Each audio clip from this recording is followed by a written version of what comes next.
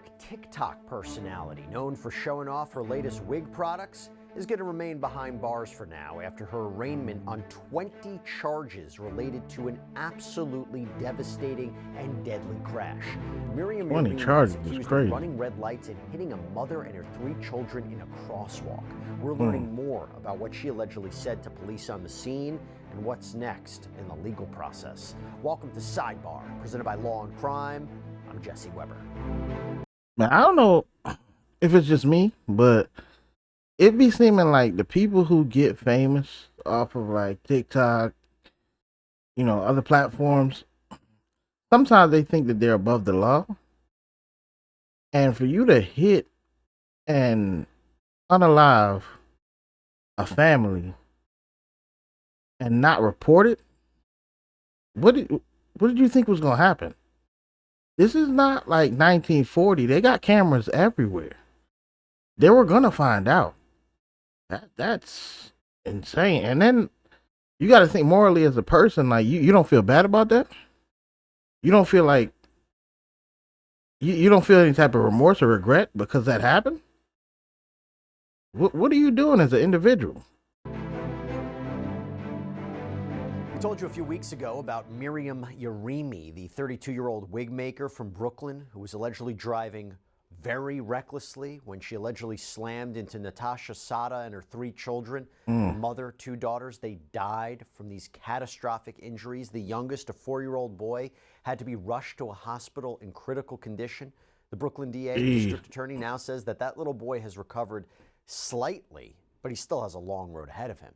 And for Yarimi, her journey saw her move from her wrecked car to an ambulance, to a psychiatric hospital, and eventually to jail.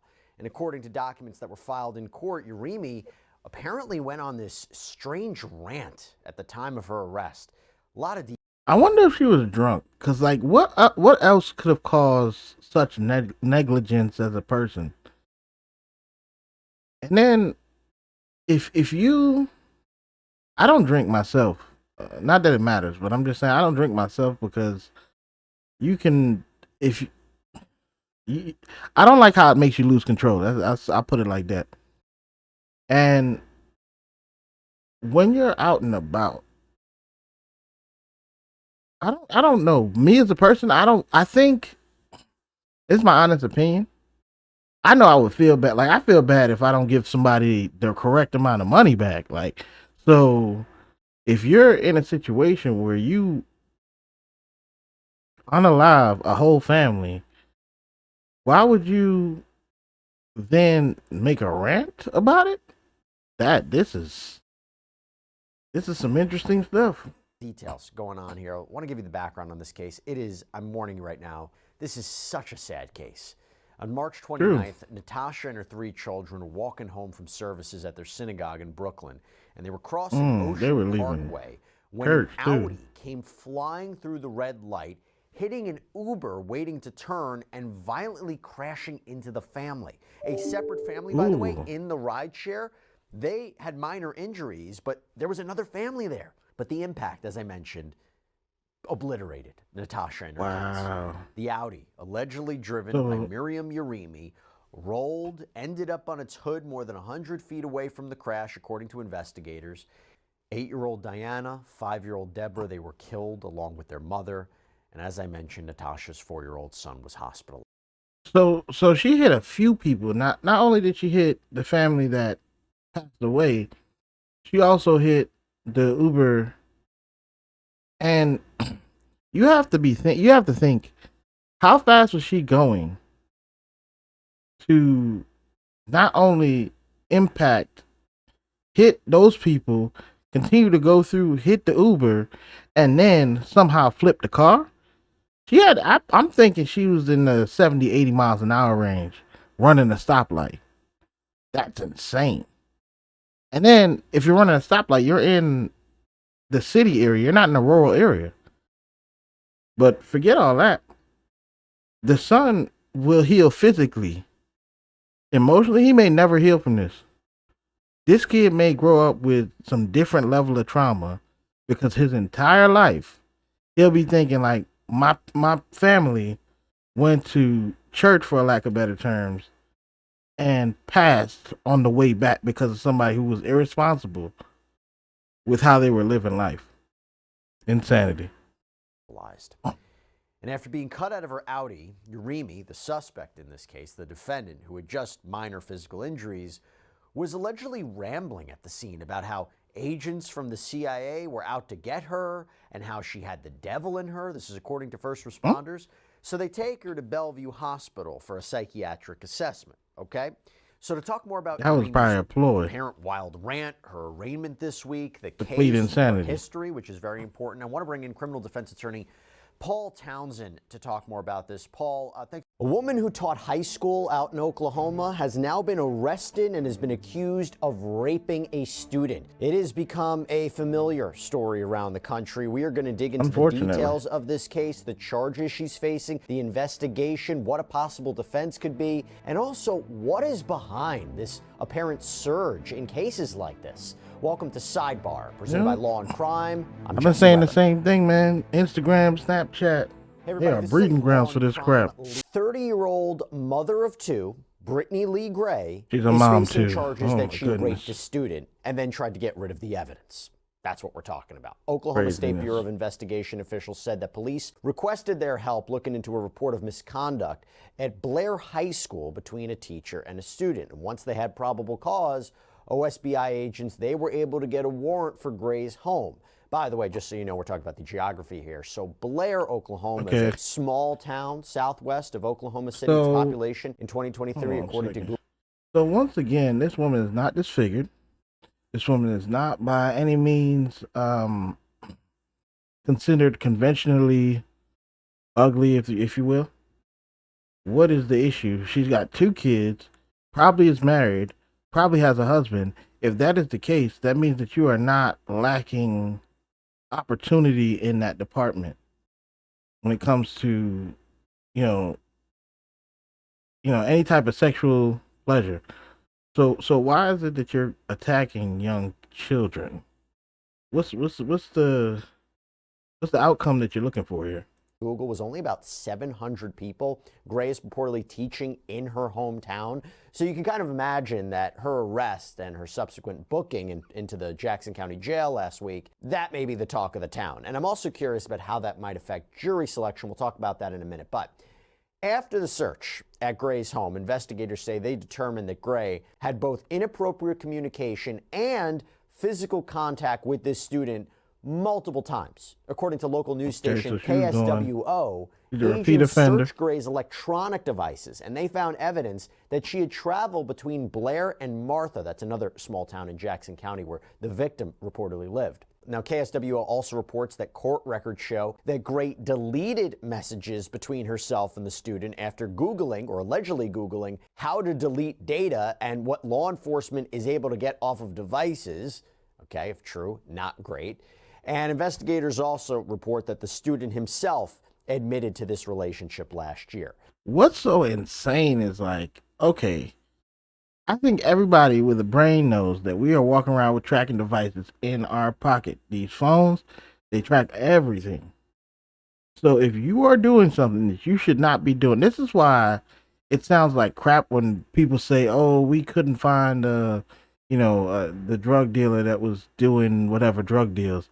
Man, look, everybody has a phone nowadays. And if that person used that phone at any point in time, they can track exactly where you were and what you were doing at that time.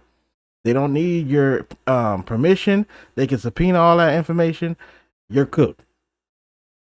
Furthermore, people have been saying for years, the internet is forever. I don't understand what, in my opinion, some people don't understand about the internet is forever. Anything that you do on the device can and will be tracked. Stop thinking that, and then you Google